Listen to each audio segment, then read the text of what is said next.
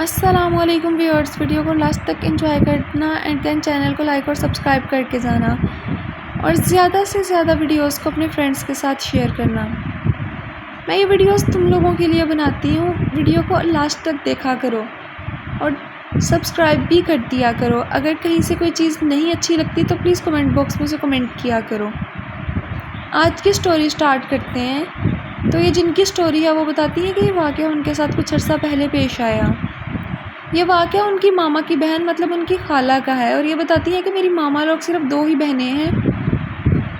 کچھ عرصہ پہلے ایسا ہوا کہ خالہ چھت پر بیٹھی تھی اور ٹانگیں اپوزٹ ڈائریکشن میں کر کے بیٹھی تھی۔ ان کا جوتا نیچے گرا، وہ نیچے آئی اور انہوں نے اپنا جوتا پہن لیا، اور اس چیز کو کسی نے بھی فیل نہیں کیا کیونکہ یہ ایک بہت عام سی بات ہے، یہ کسی کے ساتھ بھی ہو سکتا ہے۔ لیکن اس کے بعد جو ہوا وہ بہت خوفناک تھا۔ خالہ کمرے میں گئیں اور جا کر سو گئیں۔ نانوں نے ان سے پوچھا مشی کھانا کھاؤ گی، کھانا بن گیا ہے، لیکن خالہ نے کوئی بھی جواب نہیں دیا۔ اس کے بعد وہ سوئی رہی۔ نانی اماں نے انہیں بہت سی آوازیں لگائیں کہ مشی کھانا کھا لو، لیکن وہ نہیں جاگیں۔ اس کے بعد نانو بتاتی ہیں کہ انہوں نے ماما کو بھی بھیجا جگانے کے لیے، بٹ خالہ کچھ بھی نہیں بولی۔ ماما انہیں بلاتی رہیں لیکن انہوں نے کوئی بھی جواب نہیں دیا۔ جب وہ کافی دیر ایسے ہی لیٹی رہیں تو اس کے بعد نانا ابو آئے اور انہوں نے آ کر خالہ کو اٹھانے کی کوشش کی۔ پہلے تو کافی دیر تک وہ کوشش کرتے رہے لیکن خالہ کوئی جواب ہی نہیں دے رہی تھی، اور اس کے بعد خالہ نے نانا ابو کو بہت بری طرح پنچ کیا۔ جب نانا ابو نیچے جا کر گرے، ان کا سر جا کر کرسی میں لگا۔ نانی اماں اور ماما یہ آواز سن کر بھاگی ہوئی آئیں۔ جب وہ آئیں تو انہوں نے نانا ابو کو گرے ہوئے دیکھا، اور انہوں نے دیکھا کہ مشی کی حالت بھی بہت خراب ہے۔ انہیں یہ بات سمجھ آ گئی۔ انہوں نے جلدی سے پیر حضرات کے ساتھ رابطہ کیا۔ خالہ کی طبیعت بہت زیادہ خراب رہنے لگی تھی۔ وہ خود کو نوچتی تھی، ہر ٹائم روتی رہتی تھی اور خود کو مارتی تھی۔ وہ خود بھاگنے کی بہت کوشش کرتی تھی، وہ خود کو بہت زیادہ نقصان پہنچانے لگی تھی۔ خیر ہم سب کو سمجھ تو آ گیا تھا، لیکن یہ سمجھ نہیں آ رہا تھا کہ ان سب کا علاج کہاں سے کروایا جائے اور کس سے کروایا جائے۔ پھر نانا ابو نے مسجد کے مولوی سے رابطہ کیا۔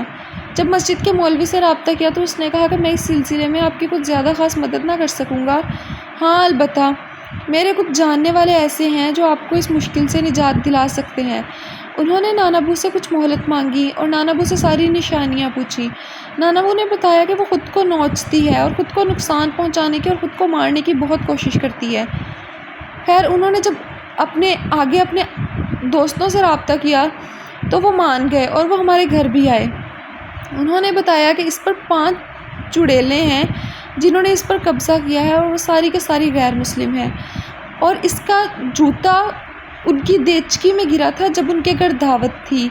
وہ کوئی کھانا بنا رہی تھی۔ وہ یہی بتاتی ہیں کہ ہم کھانا بنا رہی تھی اور ہماری بہت بڑی کوئی کھانے کی دیچکی تھی جس میں اس بچی کا جوتا گرا، اب ہم اس کا پیچھا نہیں چھوڑیں گے۔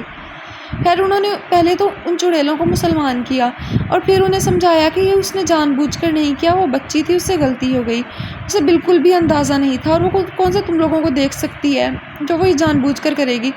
خیر وہ چڑیلیں مان گئی، لیکن انہوں نے کہا کہ ہمیں جب بھی یاد کرو گے ہم دوبارہ آ جائیں گے۔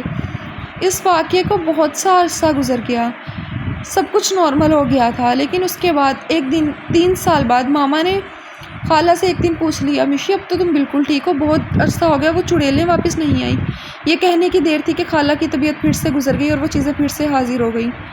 خیر 2-3 گھنٹے کے بعد جب علمہ کو بلا کر پھر دم کروایا تو خالہ نارمل ہو گئی، اور اب دوبارہ کبھی ایسا نہیں